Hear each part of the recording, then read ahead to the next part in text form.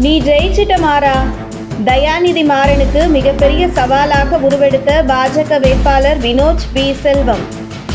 திமுகவினரால் எங்கள் கோட்டை சென்னை என அழைக்கப்படும் தலைநகரில் வட சென்னை, தென் சென்னை, மத்திய சென்னை ஆகிய 3 பாராளுமன்ற தொகுதிகளிலும் சிட்டிங் எம்பியாக இருக்கும் திமுகவினர் சென்னை நம்ம கோட்டை தானே, எப்ப தேர்தல் வந்தாலும் மக்கள் நமக்கு தான் வாக்களிப்பார்கள் என்கிற தெனாவட்டில் கடந்த 5 வருடத்தில் தங்களை வாக்களித்து வெற்றி பெற செய்த தொகுதி மக்களுக்கு எதுவும் சொல்லும்படி செய்யவில்லை என தங்கள் ஆதங்கத்தை கொட்டி தீர்த்து வருகிறார்கள் சென்னை மக்கள்.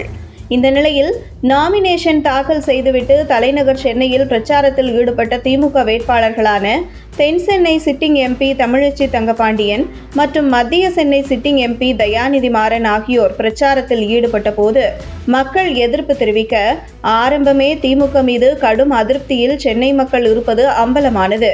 அதே நேரத்தில் ஆஹா, சென்னை மக்கள் ரொம்ப உஷாராகிவிட்டார்கள், இனி கண்ணை மூடிக்கொண்டு உதயசூரியன் சின்னத்தில் ஓட்டு போட்டு விடுவார்கள் என்கிற எண்ணம் திமுகவினர் மத்தியில் தகர்ந்தது. இந்த நிலையில் மத்திய சென்னை தொகுதியில் திமுக வேட்பாளராக மீண்டும் தயாநிதி மாறன் களம் இறங்கியுள்ளார். பாஜக வேட்பாளராக வினோஜ் பி செல்வம், அதிமுக கூட்டணியில் இடம்பெற்றுள்ள தேமுதிக வேட்பாளராக பார்த்தசாரதி ஆகியோர் போட்டியிடுகிறார்கள். இதில் தேமுதிக சார்பில் போட்டியிடும் வேட்பாளர் சீன்லேயே இல்லை என்று சொல்லும் அளவிற்கு அவர்களின் களப்பணி மிக மந்தமாக உள்ளது. அந்த வகையில் திமுக, பாஜக ஆகிய 2 கட்சிகளுக்கும் இடையில் நேரடி போட்டியாக உருவெடுத்துள்ளது மத்திய சென்னை தேர்தல் களம். பாஜக வேட்பாளராக போட்டியிடும் வினோஜ் பி செல்வம் தேர்தலுக்கு முன்பே மத்திய சென்னை தொகுதியில் தனக்கு சீட் கிடைக்குதோ இல்லையோ என்பதை பற்றி யோசிக்காமல் மத்திய சென்னை தொகுதிக்குட்பட்ட 6 சட்டமன்ற தொகுதியிலும் பாஜக தேர்தல் அலுவலகத்தை திறந்து தேர்தல் பணியை முன்கூட்டியே தொடங்கி கட்சி தொண்டர்களையும் நிர்வாகிகளையும் தேர்தல் களத்திற்கு தயார்படுத்தியே வைத்திருந்தார். மத்திய சென்னை தொகுதியில் கணிசமான சிறுபான்மை மக்கள் வாக்குகள் மற்றும் பட்டியல் சமூக வாக்குகள் உள்ளன. இதில் சிறுபான்மை மக்கள் வசிக்கும் பல பகுதிகளில் இதற்கு முன்பு பாஜக சார்பில் பிரச்சாரம் செல்லவே முடியாத சூழல் இருந்து வந்த நிலையில் தற்பொழுது சிறுபான்மை மக்கள் வசிக்கும் பகுதியில் பிரச்சாரத்தை மேற்கொண்டு வரும் பாஜக வேட்பாளர் வினோஜ் பி செல்வத்துக்கு அம்மக்கள் கொடுக்கும் வரவேற்பும் உற்சாகமும் சிறுபான்மை மக்களும் மாற்றத்திற்கான அரசியலை நோக்கி வர தொடங்கிவிட்டார்கள் என்பதை பார்க்க முடிகிறது.